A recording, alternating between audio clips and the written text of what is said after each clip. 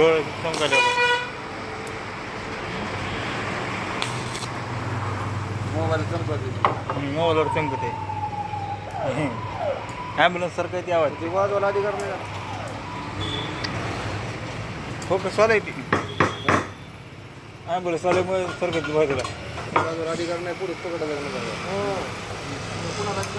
ते सायरन कुणालाही जमत नसते वाजवायला एक ॲम्ब्युलन्स कुणी वाजेल असतं मग